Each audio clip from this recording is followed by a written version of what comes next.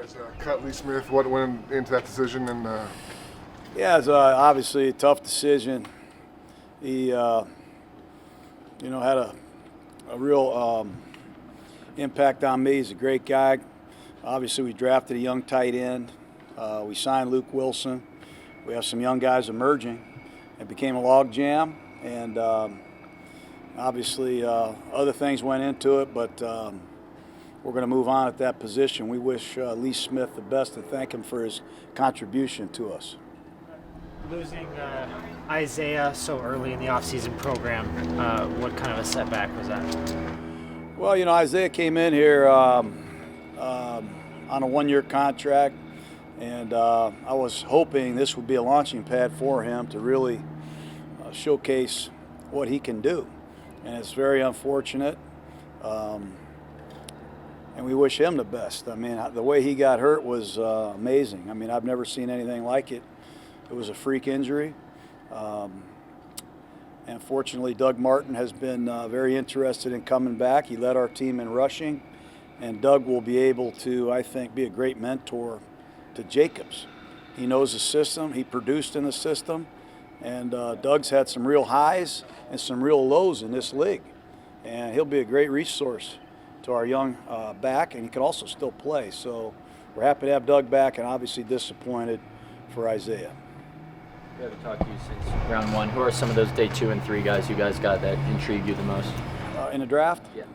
Well, they're all intriguing. That's I think the last pick, Quentin Bell, is very interesting. His athleticism is eye-popping. He's just he's a novice at the position, so he's got a lot to learn. But Quentin Bell's interesting. I think Max Crosby's interesting. His effort and his production at Eastern Michigan was impressive combination. I really like Isaiah. Our corner we got. He's got some real freak athleticism, and he's a novice at his position in some ways. So all those guys were very interesting. I really like Moreau. Moreau's buttoned up. He's very athletic, and he's got some traits that we need at that position. With Max Crosby, what intrigues you about him coming off the edge? He's Mad Max. He comes off the ball repeatedly with great effort. I like that relentless style he plays with. He's gotten bigger and stronger every year that he's played, and some of his second effort production is what stands out the most. But he really tested well at the combine. He's got a real big upside, I think, and he's got a good role model, I think, to learn from in our first-round pick. Either you or Mike said that you guys envision Jacobs being a three-down back, but how, I guess, important is it for that to happen now with Crowell's injury, or how big of a role do you see Martin having? Doug Martin was our three-down back last year. He finished the season, quite well. We're comfortable with Doug. I think Jalen Richard is a really good back, and he wants to be a three-down back.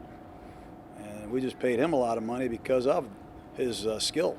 And I think DeAndre Washington, who was hurt most of last year, is also going to be a contributor, and we'll see what happens with Jacobs. Jacobs has got a lot to learn in our system, and he's got to beat out some good backs. Since we're talking about running backs, Chris Warren being in that mix, coming back from injury as well. Are you excited to see what he can do with a full offseason in camp? Yeah, I am. I didn't even bring him up. I try not to give Chris any sugar. He doesn't take the good medicine very well. I'm just kidding. I like Chris Warren. He's 260 pounds. He can run. He had a very good preseason for us, and he's learned a lot, I think, about our offense and about this profession, and he's got some pretty good genes. His dad was one hell of a back for the Seahawks, so we'll see where he is. We're anxious to put him back in circulation as well. You get guys from college, came from winning programs in college, like you guys did with the 3 Clemson and the Alabama kid. What does that do? What's the benefit of having guys who come from those kind of programs? It helps. Championship mindset is what we're after here. We're interested in guys that have won, certainly. We're also more interested in winners. I got a real good feeling about all these players. They have a winning culture that they have grown up with. They have a competitive spirit that I admire, and to come from Clemson or come from Alabama or come from a championship program, at least they know, what it's like to be on top and how hard it is to get there. Dabo called you for the draft? No, but we will wear Clemson gear as a staff on Sunday. We will have a staff photo wearing Clemson shirts and Raider hats. It'll be a new tradition that we do every year. I got to say this, Clemson, you got to watch all their tape because they're the best team in college football, and they got a lot of good players at every position.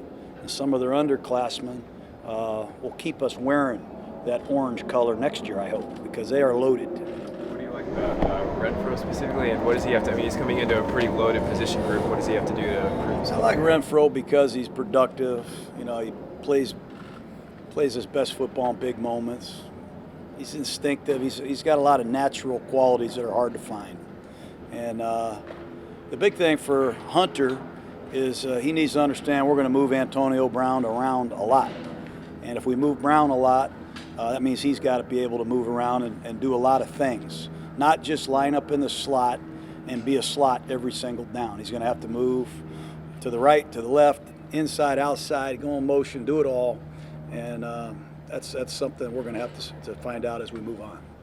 You guys decided not to exercise the fifth-year option on Carl Joseph. Yes, we did, and that's a big story for some people, but that does not mean that we don't want Carl with us this year and in the future. All that means is we didn't exercise his fifth-year option. If you really study the fifth-year option and what it entails a lot. It does not mean by any means that we don't want Carl Joseph as a captain or a leader on this team now and in the future.